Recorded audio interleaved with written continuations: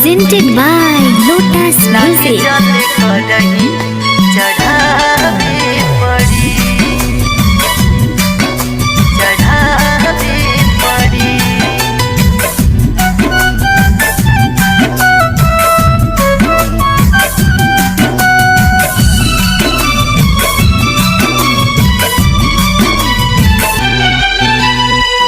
आसो नहीं दर्शन के हो करी एक साथ हो ऐसन दिन तू दे खौला भोलेनाथ हो। ए बाबा आसो नहीं दर्शन के हो करी एक साथ हो ऐसन दिन तू दे खौला भोलेनाथ हो। बंद भइल राउर घर सबके दुख गइल बड़ कोरोना से अपना के बचावे पड़ी बम बम भुलावे पड़ी मन के मनावे पड़ी लागे जल घर ही चढ़ावे पड़ी। ए बाबा बम बम भुलावे पड़ी मन के मनावे पड़ी लागे जल घर ही चढ़ावे पड़ी।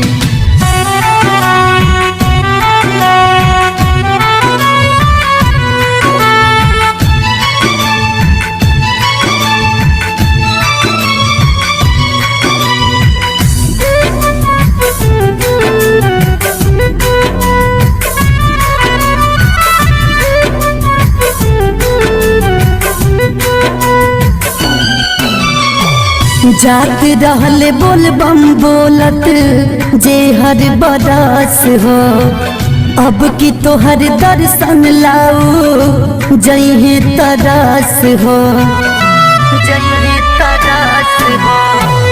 जात रहले बोल बम बोलत जे हर बरस हो अब की बार दर्शन लाओ जइहे तरस हो।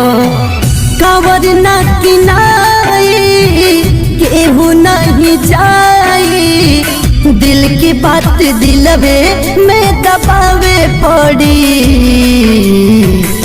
बम बम भुलावे पड़ी मन के मनावे पड़ी लागे जल घर ही चढ़ावे पड़ी। ए बाबा बम बम भुलावे पड़ी मन के मनावे पड़ी लागे जल घर ही चढ़ावे पड़ी।